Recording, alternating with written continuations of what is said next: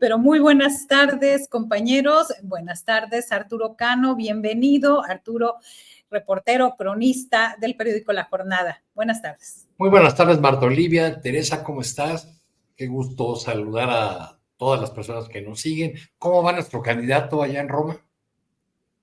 Pues, primero, ¿cuál candidato? ¿Por cuál vas, Arturo? ¿Por cuál? ¿Cómo que cuál candidato? Pues no apoyamos aquí a Monseñor Astillero. Sí, cierto, monseñor. Sí.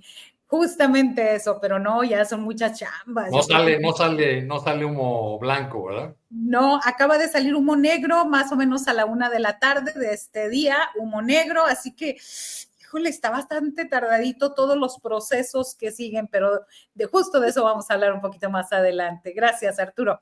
Y bueno, saludo también a Tere Rodríguez de la Vega, socióloga, profesora de la Facultad de Ciencias Políticas y Sociales de la UNAM, panelista en la Mesa Roja de Pie de Página. Bienvenida, Tere, buenas tardes. Hola, buenas tardes, Marta Olivia, Arturo, la gente que nos acompaña, un gran abrazo. Gracias. Y ya está por aquí también Federico Bonazo. Federico, bienvenido, buenas tardes. Y te saludo, músico, escritor, analista y lo que se acumule esta semana. Cada vez que viene la lista de títulos me da una vergüenza que no sé dónde esconderme. Ciudadano que opina a duras penas. Órale. Saludazo con gran cariño, Arturo, a Tere, a ti, Marta Olivia, y a la audiencia de Astillero. Órale, así le pondremos ya la próxima, prometido. Ya, gracias, Fede Bonazo. Oigan, el tema, pues está, lo del Vaticano, están varios temas, pero pues para continuar nos estábamos quedando ahorita en las últimas aportaciones de Astillero Informa, en la parte informativa. Híjole, Adrián Rubalcaba, solamente digo el nombre, Arturo Cano, ¿qué significa este nombramiento en el gobierno de la ciudad? Bueno, la presidenta Sheinbaum ha dicho que todos merecen una segunda oportunidad. Ha señalado o ha recurrido a la figura del presidente Andrés Manuel López Obrador, recomendando la lectura o relectura del libro Gracias, donde el presidente alude o afirma que a las personas se les juzga en distintos momentos o en distintas circunstancias, y en ese sentido ha pedido que se le dé una segunda oportunidad. Desde el momento en que Rubalcaba se incorporó a la candidatura de Claudia Sheinbaum, recordarán ustedes esa escena, creo que fue en diciembre del 23, cuando él ya se había rumorado durante semanas de este brinco que iba a dar Rubalcaba, y de pronto en una visita que hizo la entonces aspirante a la candidatura a esa alcaldía de Coajimalpa, pues por ahí apareció con un mensaje Rubalcaba de una profundidad política que merece mejor destino que las filas de Morena, con un mensaje que decía adóptame, dirigido a Claudia Sheinbaum, ¿no? Así se incorporó, fue muy criticado este personaje que había brincado de un partido a otro, que había hecho parte de su carrera, de su etapa perredista, al lado de René Bejarano, quien, pues cuando Rubalcaba andaba en desgracia, por ahí lo colocó de director jurídico precisamente en la alcaldía de Coajimalpa, que más tarde él gobernaría. Bueno, se convirtió Rubalcaba en un emblema de la resistencia del PRI, que desde hace, en la Ciudad de México, un partido que desde hace mucho tiempo, pues realmente tiene una presencia poco significativa y que más bien siempre era utilizado, lo que quedaba del PRI, pues para favorecer a uno u otro grupo dentro del PRD, dentro de las tribus de Morena. Entonces, pues un personaje con una trayectoria de vínculos con grupos delincuenciales, en la demarcación, muchas veces se le señaló con pruebas, con videos, con testimonios sobre pues el control caciquil violento que ejercía sobre la demarcación. Un control que, dicho sea de paso, no le alcanzó para ganar en 2024 la alcaldía de Coajimalpa.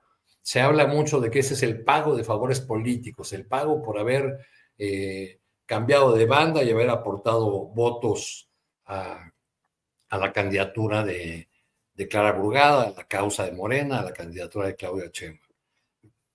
¿Cuántos votos aportó Coajimalpa, donde además el candidato de Morena perdió, a los 2.800.000 votos que obtuvo Clara Brugada? 55,000. Esos son los votos de Coajimalpa, porque es una alcaldía pequeña, demográficamente hablando. Entonces, bueno, yo creo que por sí mismos los votos no explican esta, digamos, esta pequeña cereza, que no creo que haya terminado, pero esa cereza de este piso del pastel, en las incorporaciones de personajes que antes fueron no solamente críticos, fueron enemigos muy, muy violentos incluso de la 4T. La presidenta pide que se le dé una segunda oportunidad a este personaje. Ojalá que Adrián Rubalcaba aproveche esta segunda oportunidad mejor de lo que lo hizo Ignacio Valle en Segalmex. Bien, gracias Arturo Cano. Tere Rodríguez de la Vega, antes nada más, déjenme comentar rápidamente porque que vean que los estamos leyendo. Dice Asteri, hablamos de los pinchazos, precisamente el metro, dice, no es un pinchazo, es una puñalada de traición a la ciudadanía. Damos la bienvenida a Marco Antonio Mariscal, nuevo miembro del canal, gracias. Y Armida Armenta, gracias por su apoyo. Una chica de 79 años le saluda desde Ensenada, Baja California. Un abrazo hasta allá, gracias. Y acá dice también, buenas tardes Marta Olivia, ojalá no salga humo negro del metro con la asignación del señor Rubalcaba. Tere Rodríguez de la Vega, adelante. Híjole, es que ya de veras que ni la burla perdonan, ¿no? No dejaron pasar, no dejaron viva la carta de la presidenta y esta reafirmación de principios en el Consejo Nacional de Morena, cuando a los poquititos días nos recetan este nombramiento. Yo ahora que escucho a Arturo y he estado escuchando estos días este cálculo, pues muy, muy legítimo decir, pues cuántos votos puso Coajimalpa, lo que me imagino en realidad es que estas negociaciones vienen en combos, ¿no? Entonces Rubalcaba llegó en un combo más grandote, con Erubiel y con Murat, y yo me quiero imaginar del otro lado que se ofrece en este combo, ¿no? Y por supuesto que en este combo entran nombramientos. Yo recuerdo en ese diciembre del 23, ante las críticas, se nos dijo que iban como militantes de base a ras de piso, ¿no? Que no se les iba a premiar con nombramientos. Y hoy en este pequeño listado de 3, pues tenemos a 2 senadores y ahora a quien coordinará el metro capitalino, ¿no? Entonces, por supuesto que el combo incluye nombramientos, pero también incluye un muy buen servicio de lavado de cara. Y ahí están los respaldos a los que se hacía referencia hace ratito con Julio, ¿no, Marta? Es decir, sale el nombramiento y salen personajes clave de la 4T a respaldarlo y a saludarlo. Citlali Hernández, que se había referido en el pasado a él como el último cacique de la Ciudad de México, sale a felicitarlo y a dar sus plácemes. Aleida Lavés, esta alcaldesa de esta importante demarcación, Hamlet Almaguer, efectivamente. Sebastián Ramírez, otro personaje que sale a saludar la presencia de este personaje en el metro, este nombramiento, y después, pues, el espaldarazo más importante, el lavado de cara, el servicio más atractivo del combo que se les ofreció a estos personajes, pues el espaldarazo de la presidencia. Un espaldarazo que además me parece que se hace en términos muy cuestionables. Uno, porque nos manda a leer, y nos manda a leer el libro Gracias como si fuera una especie de recurso de emergencia, como texto sagrado, ¿no? Ahí en esas letras encontrarán algo que dota de sentido, así como uno tiene que ir a buscar en el Antiguo Testamento lo que dote de sentido a que te dio una enfermedad o a que te robaron, porque el Señor algo te dirá que le encontrará sentido. Así, regresen a leer la Sagrada Escritura de López Obrador y encontrarán esto que en términos concretos es inexplicable, pero ahí encontrarán alguna respuesta, ¿no? Y este espaldarazo no puede sino entenderse como parte de lo que se pactó, ¿no? Qué necesidad de que la presidenta respalde y dé una oportunidad, nos pida que le demos una oportunidad, ni más ni menos que dirigiendo la columna vertebral del transporte público en la Ciudad de México, ¿no? Pues creo que triste por donde se le vea.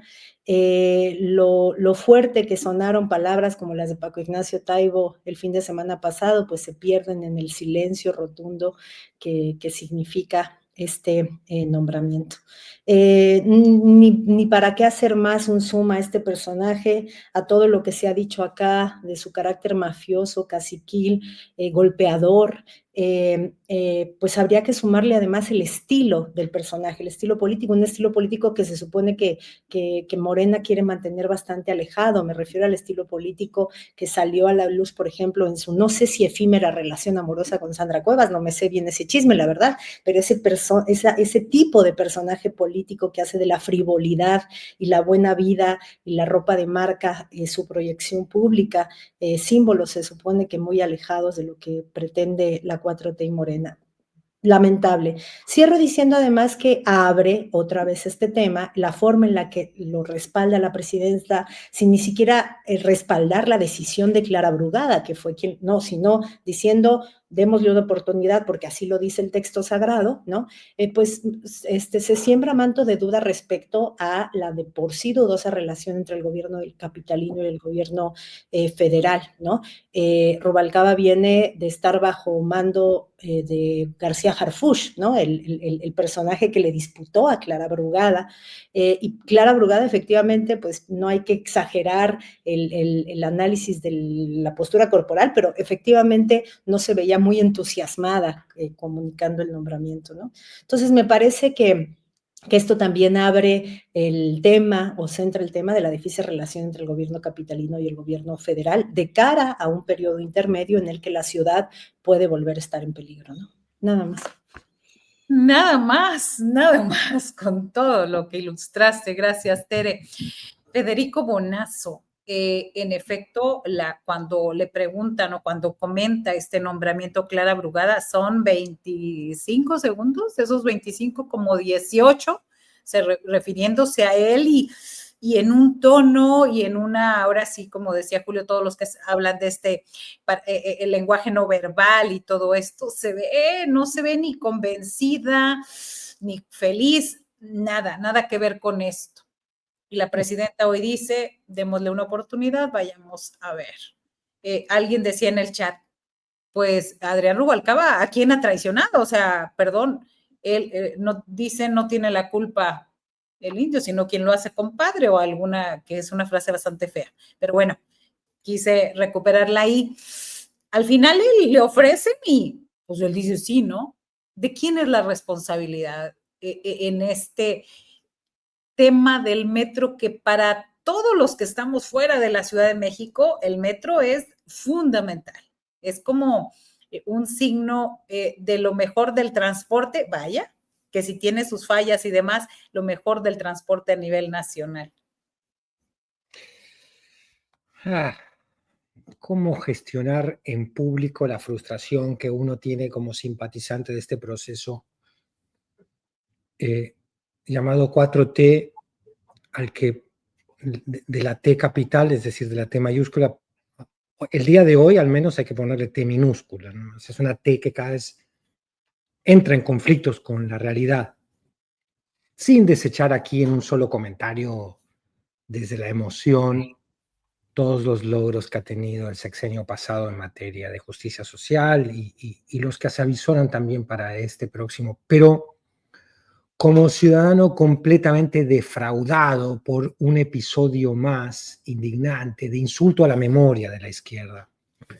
La izquierda no puede perder la memoria de esta manera en función de alianzas políticas y de cuotas y de pagos a esas alianzas, porque se violenta la identidad, se violenta la cohesión elemental del movimiento social que configura la misma Cuarta Transformación, y se pierde por completo una brújula, ya no voy a decir ni principista, ni ética, simplemente programática, porque estas personas no entran a la periferia de la 4T, como hemos dicho muchas veces, no es que van a hacer todo un proceso de concientización política para que podamos creerles realmente que son conversos genuinos a las causas populares. Estas personas lo que van a hacer es que entran a cargos muy importantes, determinantes, que determinan las políticas públicas. Entonces seguimos apostando, confiar en una verticalidad, como la presidenta es una persona de izquierda con ciertas convicciones probadas en su biografía, tenemos que serenarnos porque todos los operadores políticos que están por debajo de ella se van a cuadrar a ese programa. Eso es lo que nos prometen hace años y no lo vemos demasiado concretado en la realidad, esa promesa. En algunos casos un poco sí, con algunos perfiles que se han hecho más chiquititos y se han adecuado por oportunismo político, pero ya la reunión de Mario Delgado con los empresarios de la comida chatarra, la agenda de Pedro Aces o de los Monreales ocultos sobre el tema de ceder o seguir cediendo espacio a los intereses empresariales privados antes que al programa público que dice sostener la 4T. Es decir, está plagado ya de ejemplos y evidencia de que las políticas públicas, la idea de la prisión preventiva oficiosa, este punitivismo que vemos que también permea en grandes partes de la 4T, la promoción de candidatos del perfil de Gutiérrez Priego a la Corte Suprema. Ahí estamos viendo cómo la agenda de estos personajes de la derecha coloniza el programa teórico de izquierda de la 4T, hoy con T minúscula. Y eso es frustrante, causa bronca a los que le damos a la memoria histórica y no olvidamos la biografía de los enemigos de la causa popular. Esto nos duele, por no decir una frase un poco más grosera que no tengo, por supuesto, permiso de decir aquí en el ámbito de astillero, pero que la digo en privado. Es muy molesto, ¿no? Hoy vaya mañanera, ¿no? Se le lava la cara por la presidenta a Rubalcaba y a Cuitláhuac García. O sea, un bofetón a Rocío Nale también, que está denunciando las irregularidades del gobierno que la precedió, y la gobierna dice: Cuitláhuac tiene toda mi confianza, está trabajando con nosotros. Bueno, muy bien, estamos ya viendo la indigestión del monstruo hegemónico de Morena, una indigestión que se lleva de calle a muchas bases, a mucha militancia, que había visto alguna de ella, confieso que no es mi caso, pero alguna de ella, y yo la acompañaba en el sentimiento, en la carta de la presidenta al Consejo Morenista, una señal de corrección de rumbo, de estructura programática y de principios que era no necesaria, urgente.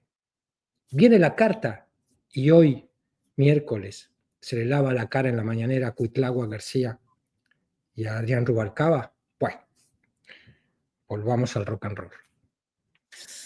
Híjole.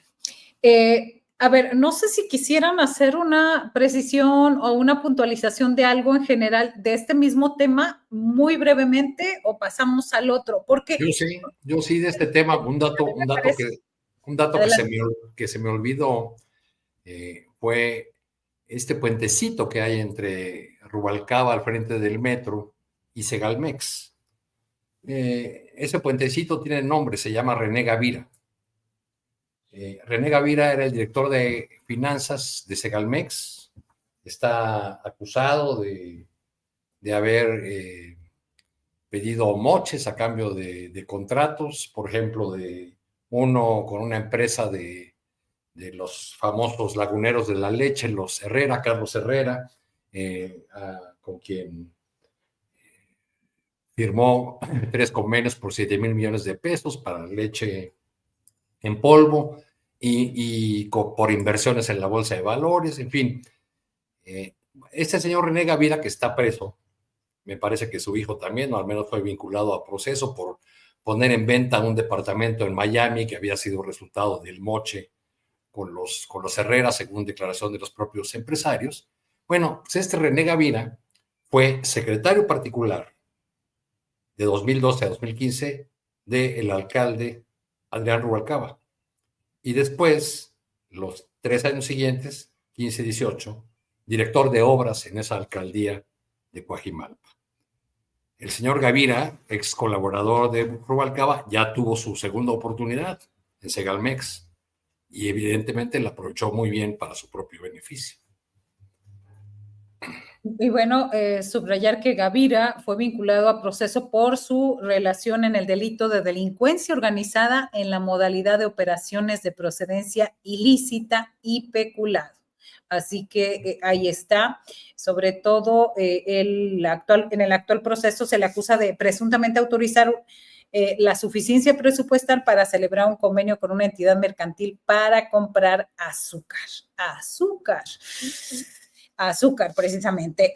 Tere Rodríguez, algo que se te haya pasado en esta primera ronda, de pronto hay quienes en los comentarios dicen, bueno, entonces ya están divididas Claudia y Clara Brugada. No, lo que dijimos es, hay un video donde Clara muy a fuerzas, o sea, se ve que no está como muy contenta, a diferencia de ese listado que nos dices, ¿no? Como Hamlet, Citlali y demás, felicitándolo. Tu micro. Sí. Reitero que no creo que haya que exagerar como el análisis de las posturas corporales, porque eso es lo que hace la tijerina y tanto criticamos, ¿no? Pero sí creo que hay como distintas señales. Una, por dónde entró Rubalcaba a este segundo piso de la 4T y entró bajo coordinación, bajo mando de Omar García Harfuch, no solo oponente de Clara Brugada en la interna, sino pues gente cercanísima a Claudia Sheinbaum. Entonces Rubalcaba entró pues bajo una línea de mando de lo que claramente es un Sheinbaumismo, si eso es lo que existe, si eso existe en Morena y en la 4T, pues eso es Omar García Harfuch, ¿no? Entonces por eso de pronto extraña un poquito que perfiles como Pérez Ricard se llamen tanto a sorpresa ahorita, ¿no?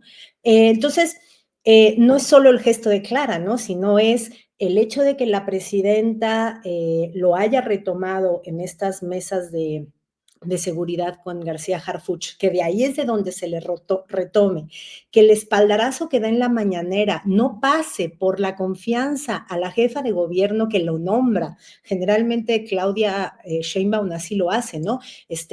Yo confío plenamente en Clara Brugada y los criterios con los que ella no lo dijo así. Fue un espaldarazo directo al personaje con el voto de confianza que nos pide, mandándonos a leer a López Obrador. Entonces, creo que todos esos son signos de que ahí debe haber algo que se está cocinando y que va a ser muy importante de cara a la elección intermedia en la Ciudad de México. Solo ahí, ¿no? Sin exagerar, reitero, coincido con que se le veía desencajada, pero en una de esas, sin exagerar ese gesto, de todos modos hay signos que dicen que en la Ciudad de México, pues las cosas no van con mucho espíritu de cuerpo, ¿no? Y puede ser el caso, lo sabremos tal vez más temprano que tarde.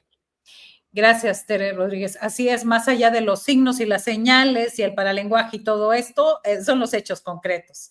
Un exalcalde priista, perredista, después abanderado del PRIAN-RD, ahora como director del metro. Nos pregunta Allende Bolívar, y yo con eso quisiera comentar contigo, Federico, ¿son señales del apocalipsis de que se les avecina si no corrigen el rumbo?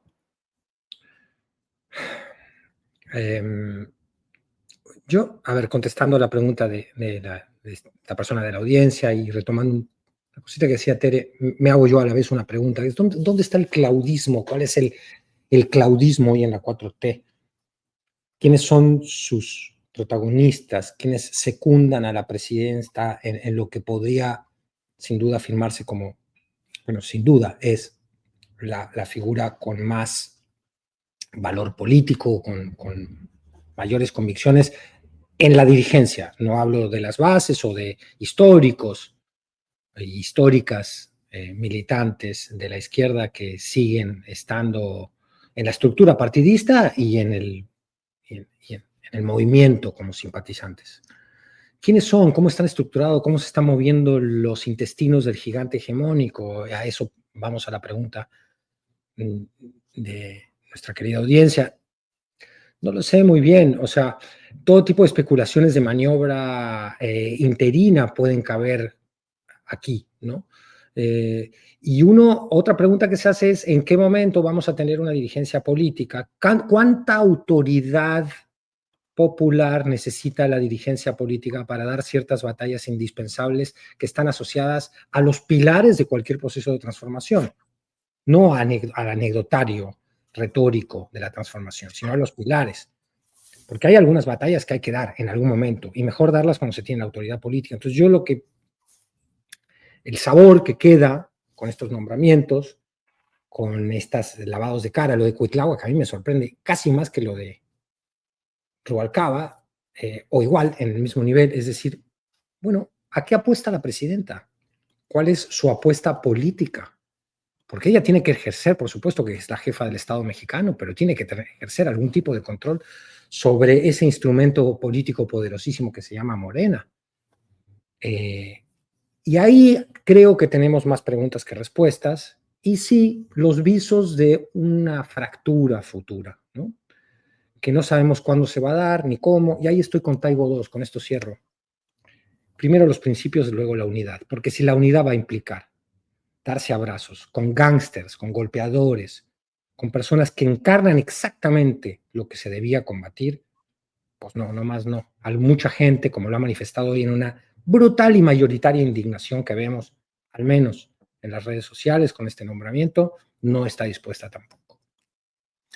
Gracias, gracias Federico Bonazo por tus aportaciones. Y bueno, pasamos al otro tema. Tenemos a 23 días para la elección del Poder Judicial. Arturo Cano, ¿tú ya tienes tus candidatos? Fíjate que no, y incluso estoy pensando si voy a participar o no, y cómo lo haré o por cuántos de los cargos, pues ya ven que son un montón de boletas. Pues vienen como era de esperarse, muchas complicaciones con esta elección o la gran incógnita de cuál será la participación que se alcance. Yo, hasta donde alcanzo a mirar, las percepciones que uno tiene siempre son limitadas a su entorno, a las llamadas que pueda hacer, a la gente que conoce en otras entidades de la República. Pues no veo un ánimo como el que antecede, como el que anuncia o anticipa otro ejercicio electoral. Parece que será un ejercicio un tanto anticlimático, en el que además hay todavía muchas dudas sobre qué estamos eligiendo, cómo lo estamos eligiendo. Por ejemplo, yo no tengo claro, no sé si alguno de ustedes lo tenga claro, qué va a pasar con con todas las materias especializadas, es decir, con los jueces que tienen que ver con asuntos mercantiles, por ejemplo, con la competencia en telecomunicaciones, o para hablar de un tema que ya es propiamente la 4T, porque es derivado de la reforma de 2019, con los tribunales laborales.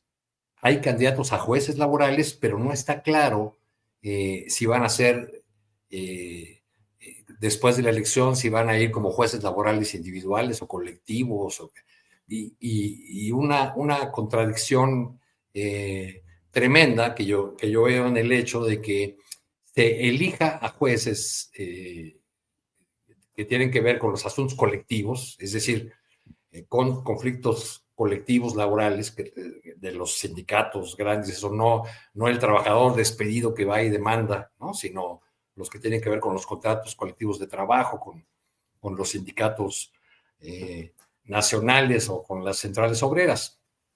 En este caso, se van a reemplazar a 5 de los 10 integrantes de ese tribunal laboral.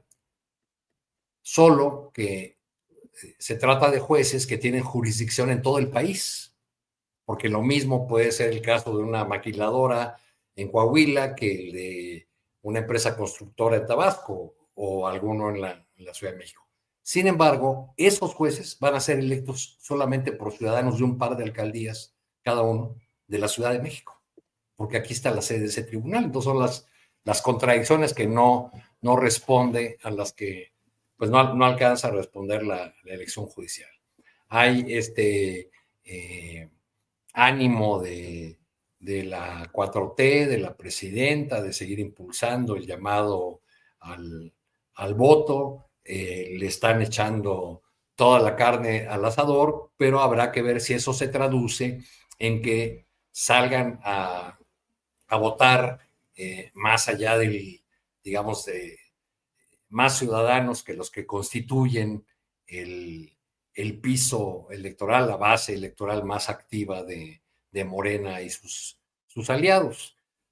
En medio de todo, en medio de todas estas dudas, pues tenemos también la muy abierta y muchas veces desaseada guerra entre aspirantes, sobre todo a los cargos de ministras o ministros de la Suprema Corte de Justicia de la Nación, que ha dado lugar en las redes sociales a el establecimiento de bandos de uno u otro, todos de la 4T, porque pues parece que los promovidos por otras fuerzas políticas no creen tener posibilidades, entonces el pleito se ha concentrado en figuras que apoyan uno u otro sector de la 4T o que rechazan. Así, pues las candidaturas más cuestionadas han sido la del señor Gutiérrez Priego, el hijo del exar contra el narcotráfico, o la de la ministra plagiaria, Yasmín Esquivel, y así algunos otros. No está, creo que del lado de la 4T no está aún definida la lista de quienes van a apoyar a la mera hora de la votación. Gracias, Arturo Cano. Y en todo este proceso, pues el presidente del Senado, Gerardo Fernández Noroña, aseguró que la Cámara Alta no puede retirar a los candidatos al Poder Judicial con antecedentes o con malos antecedentes, y hay una pugna ahí con el Instituto Nacional Electoral, y de hecho lo está retando que diga dónde hay esa atribución legal en la Constitución para que el Senado pueda hacer eso. Parece que la falla estuvo ahí en dejar pasar estos perfiles. Esto se une pues también a la polémica y a esta elección histórica. Tere Rodríguez de la Vega.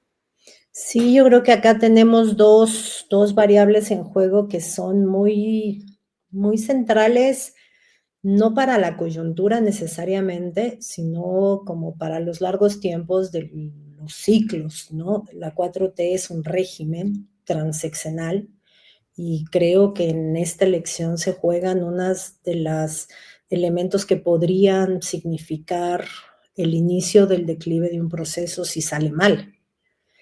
Porque ahorita todo es así, sube como la espuma, pragmatismo de por medio y todo lo que a nosotros nos indigna desde una ética política desde la izquierda, pero bien que mal, ahí están las encuestas, ¿no? Y ahí están los números económicos, etcétera, etcétera, ¿no? Uno, porque creo que esta elección tiene un carácter plebiscitario que va a ser muy aprovechado por la derecha. La derecha está en la lona y sabe que una votación muy baja, como es probable que ocurra en la elección, va a ser una especie de plebiscito respecto al empuje popular de la decisión crucial de la 4T, ¿no? En la bisagra entre dos sexenios. Y creo que va a ser una oportunidad, una ocasión que puede aprovechar la derecha para empezar a decir, aquí se está instalando un poder judicial que no viene legitimado por un ejercicio democrático mayoritario en las urnas, ¿no? Sino que más bien se utilizó el voto para designar sin contrapesos, ¿no?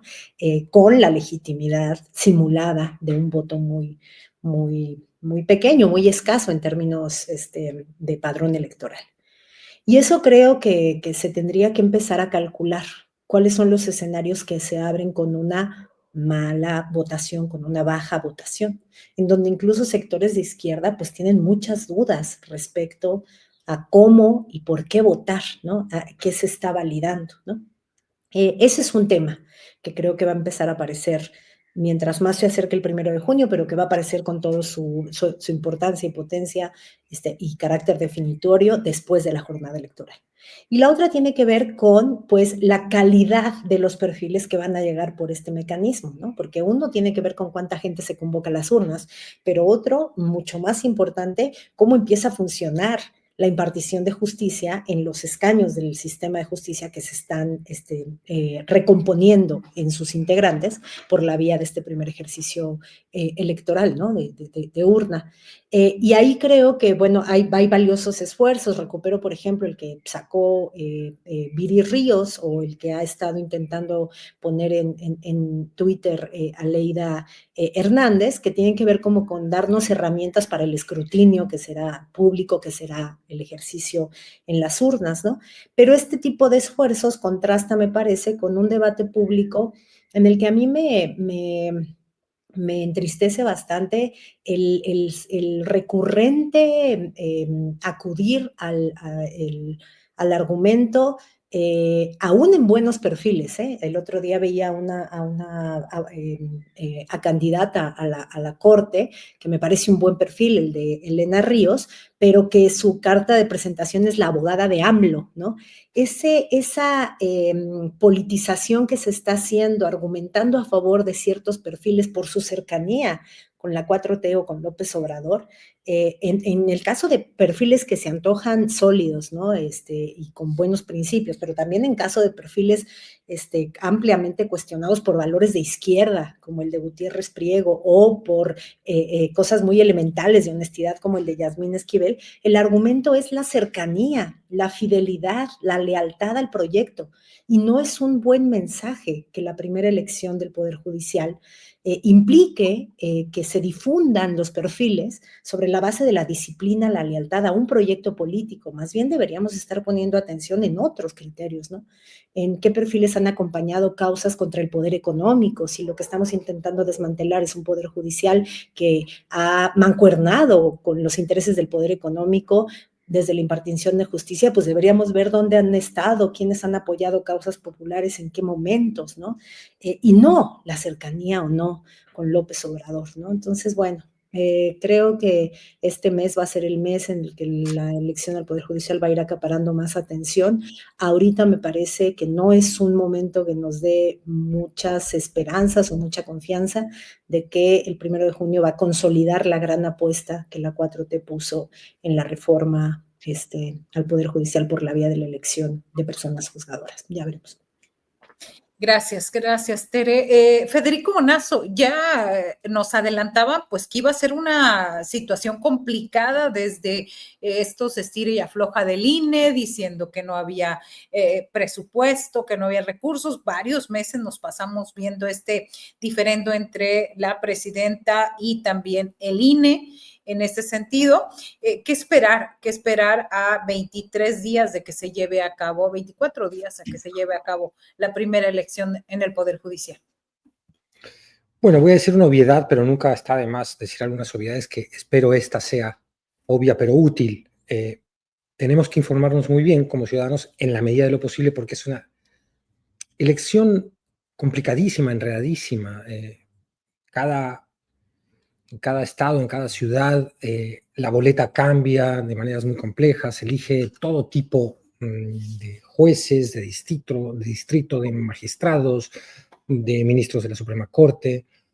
Yo haría énfasis, por supuesto, en la localidad que le toca votar a cada uno, enterarse bien quiénes van a ser las juezas y jueces candidatos allí, y luego haría mucho énfasis en un órgano nuevo que es el que va a sustituir al Consejo de la Judicatura, que es el que más puede preocupar en algún sentido, que es el Tribunal de Disciplina Judicial. Este tribunal va a tener solo 5 magistrados que van a tener un poder gigantesco, o sea, casi jacobino, ¿no? Recuerda un poco los tribunales de la Revolución Francesa. Si no le gusta el desempeño de los jueces, bueno, cuello. Va a tener mucho más poder que el Consejo de la Judicatura actual, que estaba, ya sabemos las críticas que se le puedan hacer, por supuesto, al ser dependiente de la Suprema Corte también terminaba siendo muy obediente a los intereses de los ministros de la Suprema Corte, ni siquiera de la Suprema Corte como órgano realmente independiente de decisión judicial, como lo vimos desempeñarse muchas veces. Otras no, otras sí. La Suprema Corte también ha tenido fallos buenos, estas Supremas Cortes de los últimos tiempos también los han tenido, y negarlo es una necedad que no lleva a ningún lado. Entonces, por supuesto que enterarnos bien de los ministros de la Suprema Corte y las ministras para escoger los que realmente representen, y esto lo decía muy bien Tere recién, la agenda de justicia verdadera que necesita el país, y no tanto lo que a muchos políticos... No me interesa, por ejemplo, saber por quién va a votar Rubalcaba. Eso se lo dejamos a Rubalcaba, que es de la 4T, por cierto. Es decir, hay sectores de la 4T cuyo consejo para votar deberían ser directamente descartados. Por eso es muy importante que todas las ciudadanas y los ciudadanos nos pongamos mucho las pilas, enfrentemos este reto cívico con mucho coraje, dedicación y poniéndole un tiempo que esperemos redunde un poco en un resultado que va a ser clave para la vida jurídica del país en los próximos años. Mucho énfasis haría yo en entender bien los perfiles, que son 28, si no me equivoco, 20 mujeres, 18 hombres, al Tribunal de Disciplina Judicial. Allí destaca para mí el maestro Bernardo Batis, que es uno de los que más conozco, o si no el que de lejos conozco más, un hombre, bueno, una biografía que anima a pensar que realmente es un hombre de la justicia en todas sus dimensiones y apreciaciones, y ahí, digamos, yo puedo anticipar un voto y una simpatía por ese candidato, pero después tenemos nombres que conocemos muy poco y que va a haber que conocer rápidamente y con muchísima, con la mayor precisión posible. En fin, no podemos regresar al momento en que se diseñó la reforma judicial, nos enfrentamos a un cambio tan mayúsculo como desordenado, como muy difícil de implementar y que provoca mucha inevitable suspicacia. Pero estamos ante él y hay que resolverlo como ciudadanos y ciudadanas de la mejor manera posible. Eso sí, exigiéndole a candidatas y candidatos que no se ofendan si uno revisa sus biografías, como está pasando ahora, ¿no? Están los candidatos susceptibles, que tú les dices, oye, pero espérate, fuiste defensor de uno de los tipos paradigmáticos de la represión en México. No, que no lo fui, pero dijiste que sí, no, pero que no lo dije. Bueno, esa susceptibilidad que habla de por sí sola de lo que es la psicología de los que pretenden, de algunos de los que pretenden ocupar cargos de semejante importancia, tiene que revelarnos cosas que debemos poner en la bolsa de las decisiones a la hora de ir a votar el 1 de junio. Gracias, Federico Bonazo. Y bueno, vamos al tercer tema, muy brevemente, pero vamos a la fumata negra en el Vaticano. Aún no hay nuevo papa tras la primera votación y recordemos que se necesitan los votos de 89 de los 133 cardenales menores de 80 años que participan. Esto de la edad, o sea, me parece en una institución religiosa, dibuja muy bien lo que pasa en la Iglesia Católica, ¿no te parece, Arturo Cano? Sí, sin duda, pero ahora que mencionaba Federico a don Bernardo Batis, quizá para el Tribunal de Disciplina Judicial también habría que haber considerado algo que considera esa sabia institución que es la Iglesia Católica, la edad de los contendientes. Entiendo que después de cierta edad los cardenales ya no pueden votar en el cónclave. Don Bernardo Batis tiene 88 años y es candidato integral del Comité de Disciplina Judicial. Actualmente es integrante del Consejo de la Judicatura Federal. También candidata que se da por segura para esa posición que, como bien decía Federico, es muy importante porque el Comité de Justicia Judicial va a ser pues el gran ejecutor de aquellos jueces o juezas que tomen decisiones inadecuadas o que tomen decisiones, dicen los críticos, que no gusten al poder. Celia Maya, otra persona que se da por segura, tiene 75, ¿no? La edad justo a la que el derecho canónico exige la renuncia de los obispos y arzobispos. Bueno, pues como cada tanto la Iglesia Católica nos está dando un gran espectáculo. Pues una institución tan antigua, con tanto poder, que funciona en muchos sentidos como un Estado, donde hay disputas internas, rebatingas, pleitos por las posiciones, por el poder, pues está dando el gran espectáculo de la religión, podríamos decir. Es una institución llena de símbolos, entonces se entiende esto de todo el mundo pendiente en la pantalla. Digo, todo el mundo de este lado, ¿no? Porque hay más en mucho más personas en Asia que profesan otra fe, no la católica, aunque de pronto el catolicismo nos lleva a pensar que es la única opción, o que todo el mundo está nada más ocupado de lo que ocurre en Roma, ¿no? Entonces, pues nombres van, nombres vienen, ya veremos cómo se va dilucidando esta polémica interna sobre si será un papa que continúe de alguna manera con la obra reformadora, con un tono progresista como el que acaba de irse, o si viene una restauración al estilo de Juan Pablo II o por el estilo, y las fuerzas conservadoras, aquellos que rechazaban, que incluso odiaban, detestaban a Francisco, pues reasumen el control del Vaticano. El día de ayer dio una conferencia en la UNAM el expresidente de España, José Luis Rodríguez Zapatero, que se ha ido convirtiendo con el paso de los años en un buen sustituto de Felipe González, cosa que hay que celebrar, pero también en un enorme costal de frases que quieren ser como las guías de la socialdemocracia en el mundo. Dice algunas cosas muy, muy interesantes, por ejemplo, de las que dijo ayer ahí en un evento en la UNAM, en un programa que tiene, se llama el programa de gobierno, lo dirige, por cierto, el padre del director del IMSS, el exgobernador de Chiapas, Eduardo Robledo. Dijo Zapatero que el feminismo es el movimiento más importante del mundo en términos de cambios sociales, más importante del mundo en el siglo XXI.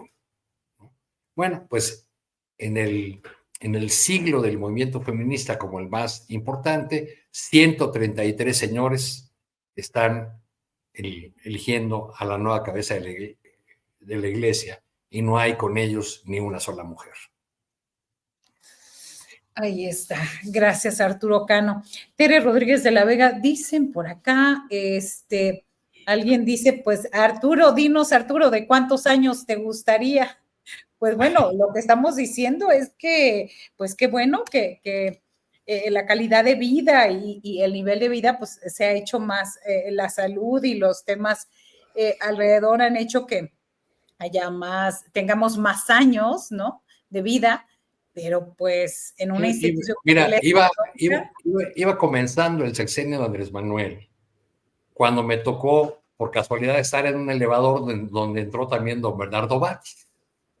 Y alguien le preguntó, oiga, don Bernardo, ¿y usted para qué cargo va? Y él dijo, no, yo ya no, ¿cómo a mi edad? No, yo ya quiero estar tranquilo. Bueno, pues echó todo el sexenio de Manuel ahí en el Consejo de la Judicatura, ¿no?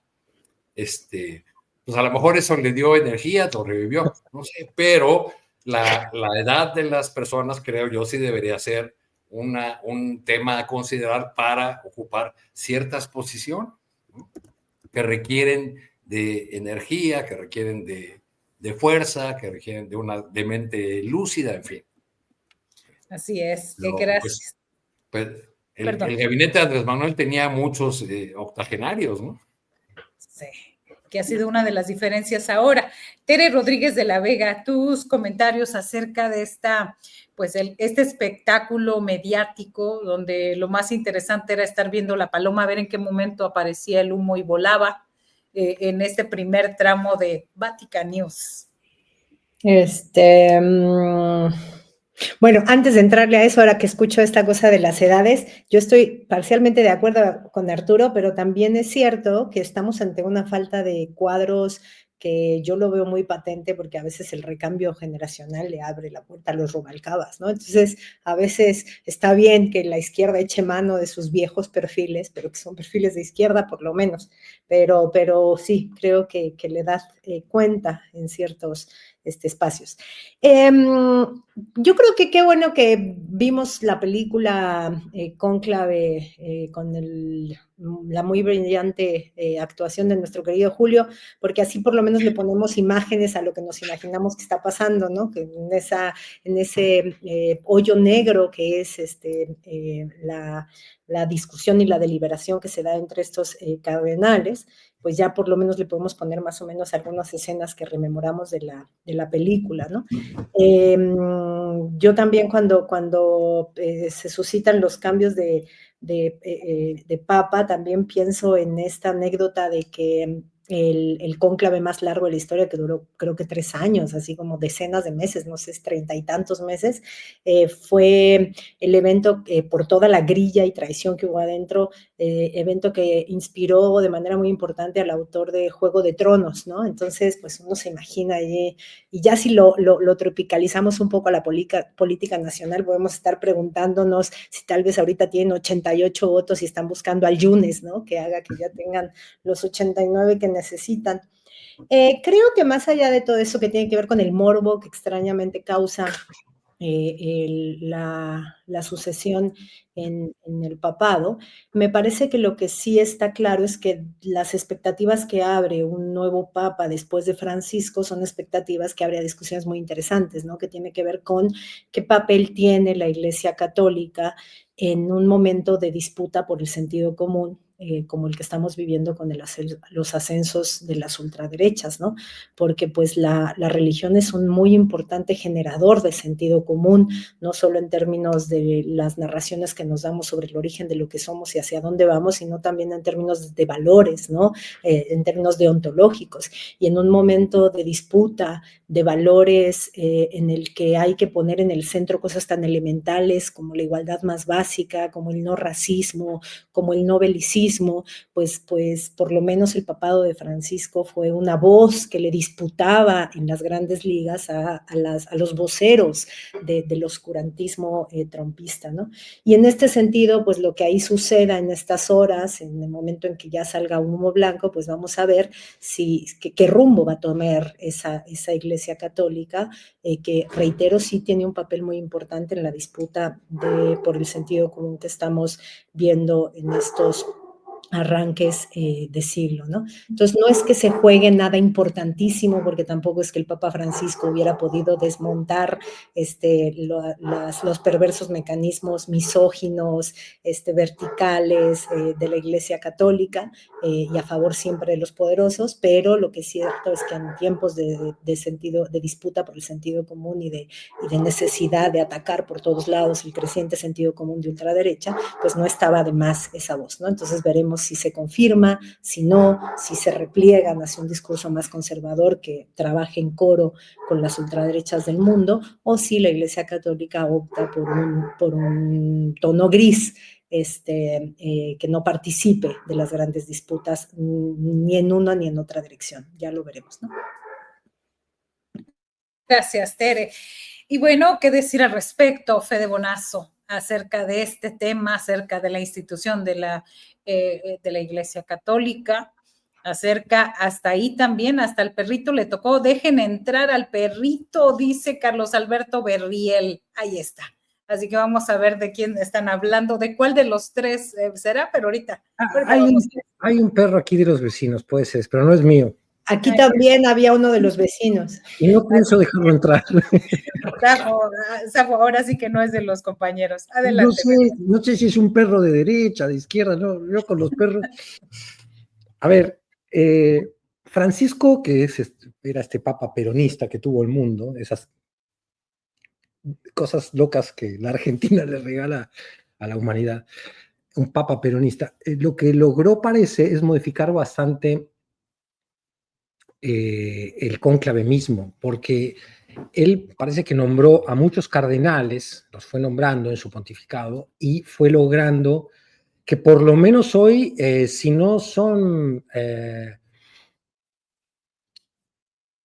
fieles seguidores de sus ideas para la Iglesia, por lo menos no van a ser o estar en desventaja numérica las porciones más conservadoras de la Iglesia Católica. Esto no quiere decir necesariamente que un tipo como el cardenal de Nueva Guinea, si no me equivoco, es Robert Sarah, pueda ser papa, que es un hombre que no ha insultado a Francisco porque no se lo permiten las reglas. de la política, pero que detesta el trabajo y las ideas de Francisco, como otros. También está el cardenal estadounidense, que si no me equivoco, Raymond Leo Burke, acá lo tengo anotado. En fin, vamos a ver qué sucede en esa iglesia católica y a ver qué tal le salió la maniobra, que en vida alteró bastante la correlación de fuerzas entre una iglesia proclive a ser más misionera, a apoyarse en la idea de rescate y reconocimiento de los pobres del mundo, mucho antes que esa iglesia conservadora ligada a las riquezas del Vaticano y protectora de pederastas. Vamos a ver en qué termina esas fuercitas allá en el Vaticano. Gracias, gracias Fede Bonazo. Estamos en la recta final, minutito y medio para cada uno en su postrecito. Arturo Cano, adelante. En una entrevista de hace un rato, el dirigente de uno de los sindicatos mineros, Carlos Pavón, aseguró que la decisión judicial de que el sindicato de Napoleón Gómez Urrutia debe pagar los 55 millones de dólares con sus intereses que debe desde hace 18 años a los trabajadores de Cananea, es una decisión ya firme que Gómez Urrutia no puede, frente a la cual Gómez Urrutia no puede interponer una queja o un amparo.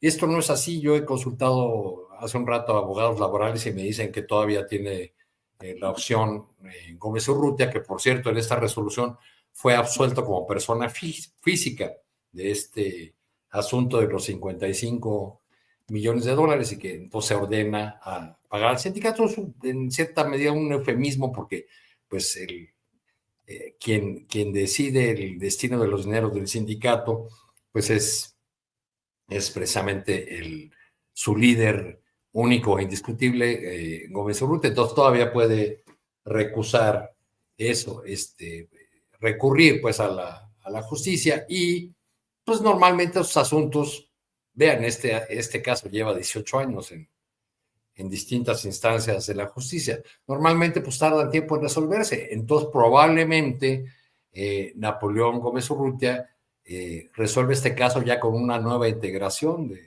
del Poder Judicial, o al menos de la mitad del Poder Judicial, y ahí veremos si estos fichajes de Morena, si esta clase política reciclada se ajusta a los parámetros de la justicia o busca, como en el pasado, pues beneficiarse de sus relaciones con el poder. Así es. Arturo Cano, tienes una imagen, no sé si quisieras, mandaste una imagen. Y iba a hacer una referencia a eso, nada más para hacer un comentario final, pero en relación, a ver si podíamos ir del caso de Rubalcaba a una reflexión más general.